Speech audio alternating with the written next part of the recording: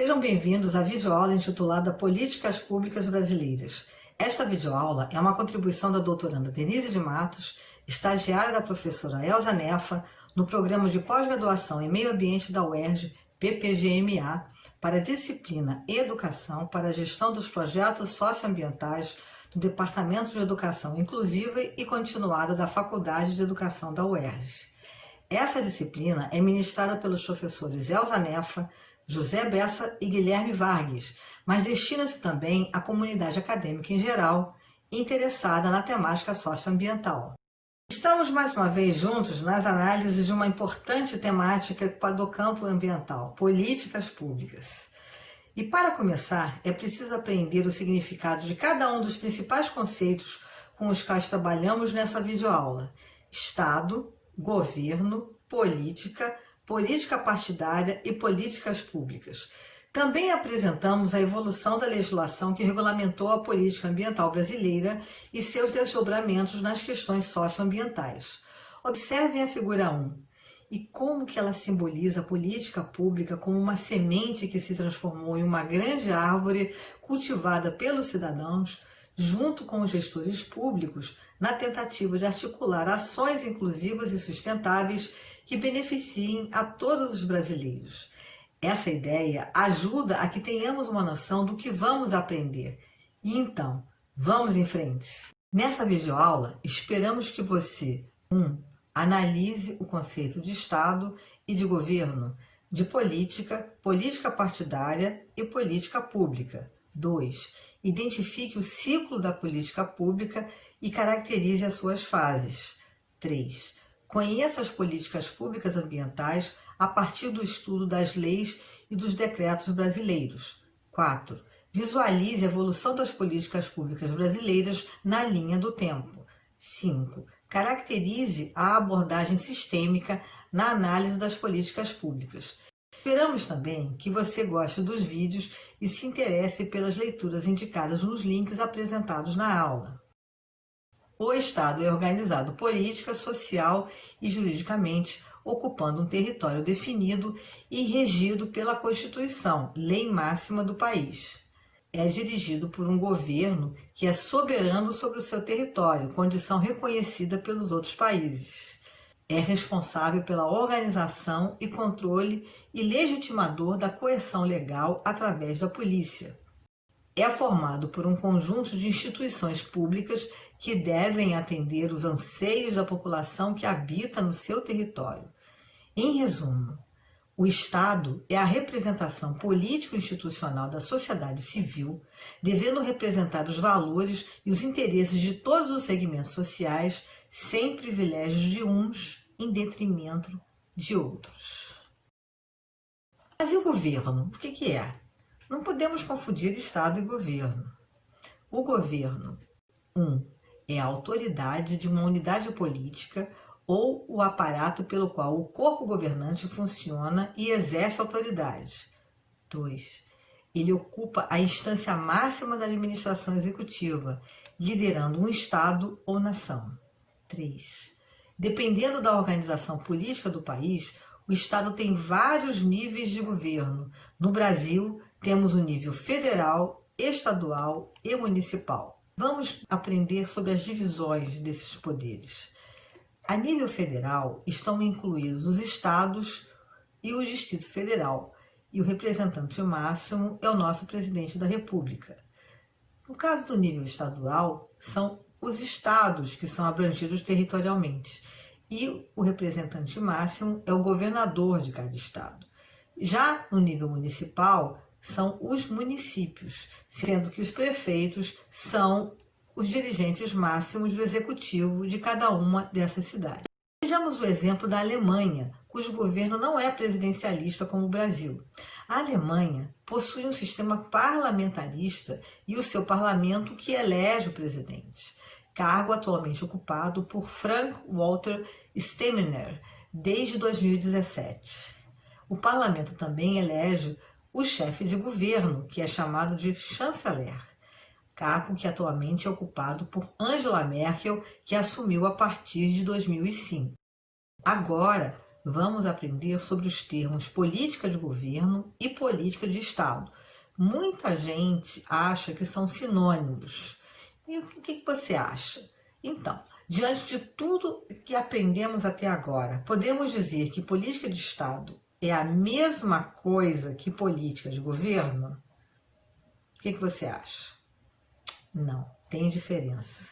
Para conhecer essa diferença, convidamos a todos para clicarem no botão abaixo e assistirem ao vídeo que exemplificará a questão no contexto político brasileiro. Gostou do vídeo? Agora que você conhece a diferença entre política de governo e política de Estado, vamos analisar os conceitos de política e política partidária.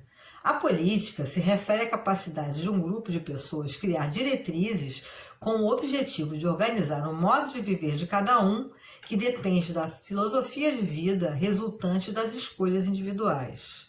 Ao Estado, cabe o estabelecimento das estratégias de governo ou da administração pública, objetivando administrar o patrimônio público e promover o bem de todos.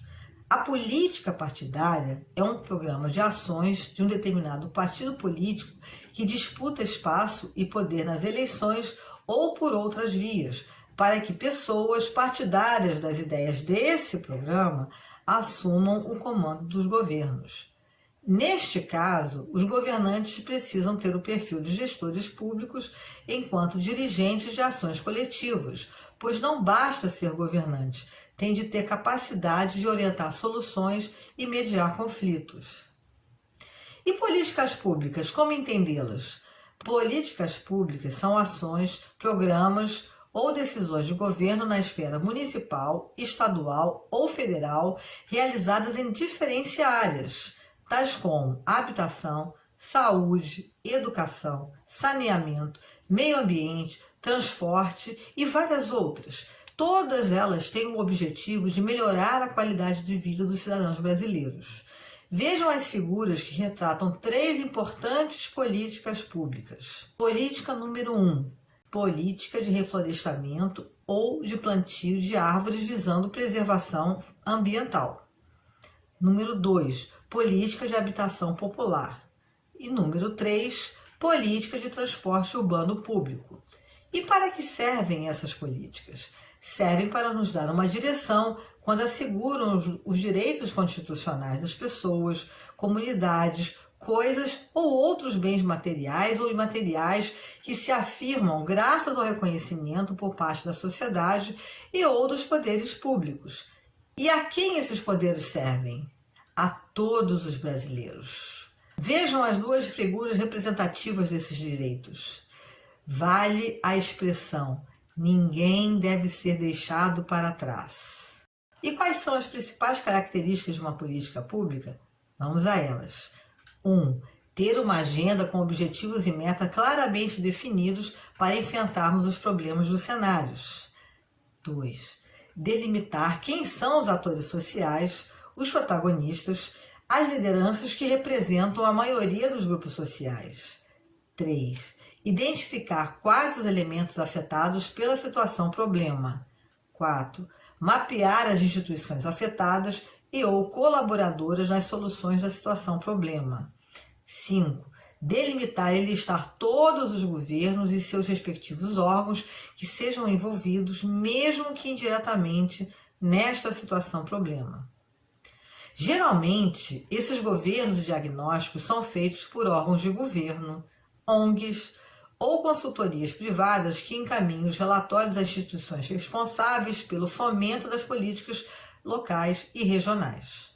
Após análises, os gestores públicos os encaminham como projetos de lei a serem votados no Legislativo e, quando viram leis, regulamentam as unidades da Federação no cumprimento de objetivos e metas. É o famoso cumpra-se, expressão que muitos políticos repetem para designar o ciclo das políticas públicas. E como funciona o ciclo das políticas públicas? Para que uma política pública se transforme em lei, é preciso passar por 7 etapas e suas respectivas subetapas. Vamos falar aqui apenas das 7 etapas principais. Etapa 1, identificação de um problema. Etapa 2, formulação de uma agenda. Etapa 3, elaboração de alternativas. Etapa 4, tomada de decisão. Etapa 5, implementação. Etapa 6, avaliação. Etapa 7, extinção. Ué, extinção? Então, vai extinguir essa lei? Não. Neste caso aqui, essa expressão quer dizer outro contexto. Por que uma política pública se extingue? Na verdade, uma etapa se esgota no momento em que o cenário apresenta necessidade de novas etapas, em patamares mais abrangentes ou eficazes, para que a política pública se aprimore e se torne mais inclusiva. Neste slide, você pode constatar que a política pública é dinâmica, está sempre sendo revista e em permanente aprimoramento para beneficiar a população como um todo. Este slide repete o ciclo destacando as etapas desde a sua formulação até a definição da agenda. Para uma maior compreensão das políticas públicas brasileiras, cabe contextualizar os 4 momentos que foram relevantes na história do país e que fomentaram o surgimento de algumas políticas ambientais. Vamos a eles.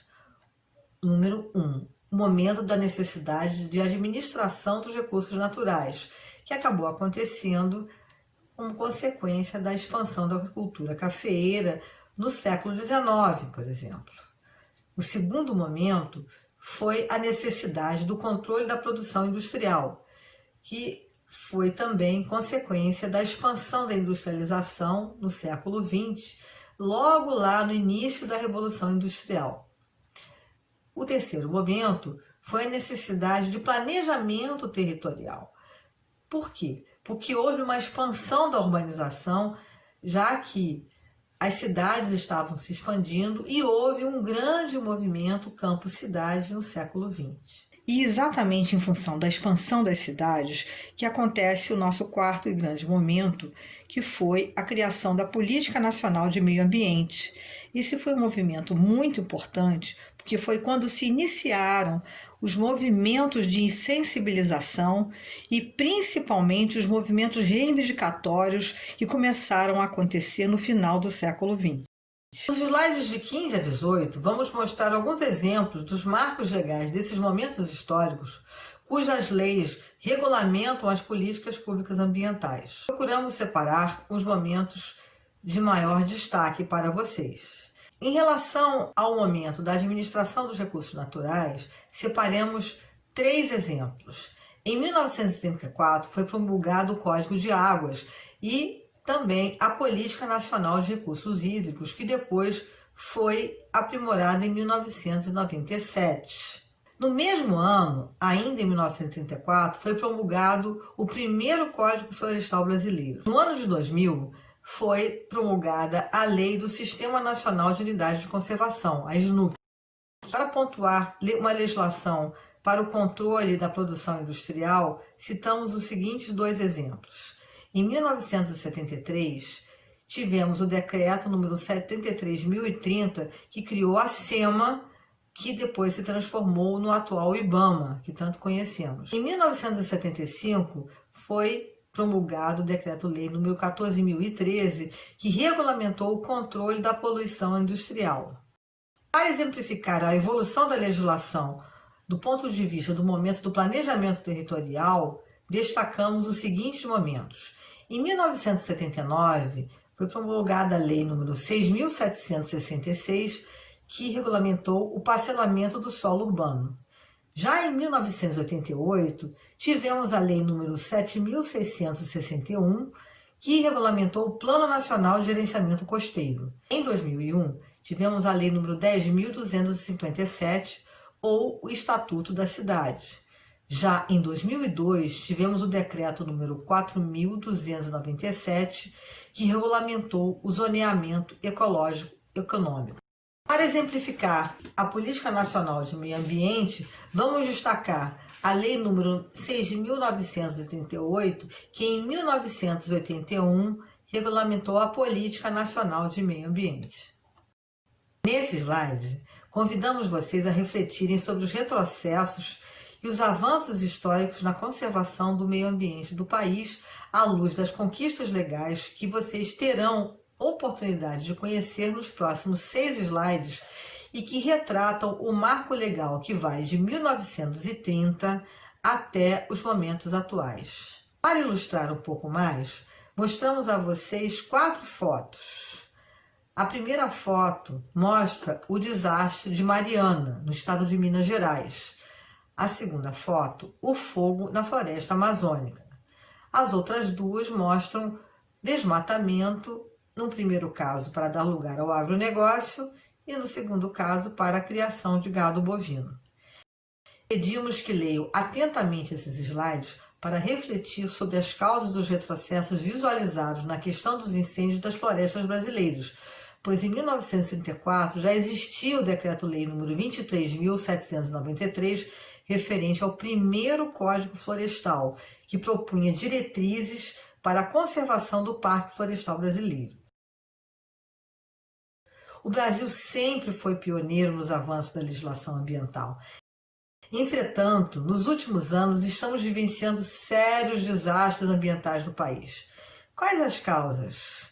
Por que estão se ampliando? Como direta consequência do que aconteceu com a ruptura da barragem do córrego Feijão, no município de Brumadinho, estado de Minas Gerais, e de suas repercussões na bacia do Rio Paraopeba, surgiu o Decreto-Lei nº 9.691, em 2019, que instituiu o Conselho Ministerial de Supervisão das Respostas a Desastre,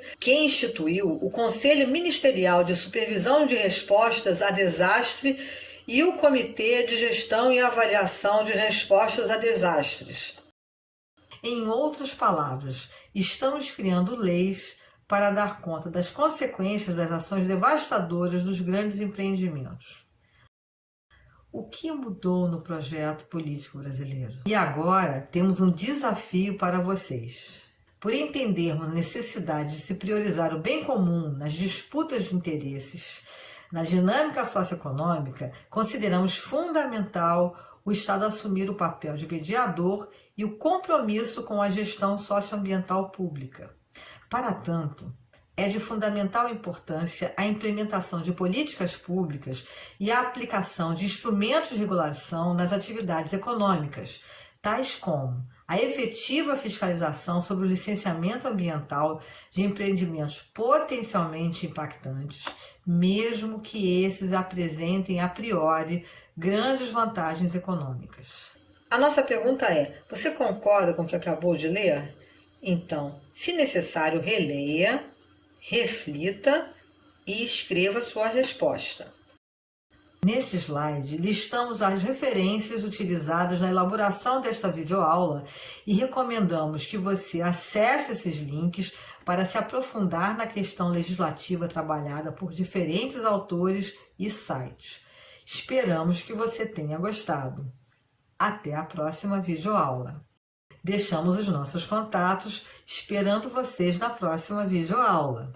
Bem, meus queridos e meus queridos, aqui ficam os nossos agradecimentos, tanto em meu nome como em nome da professora Elza Nefa e dos professores José Bessa e Guilherme Vargas. Mais uma vez, muito obrigada por terem assistido e até a próxima videoaula.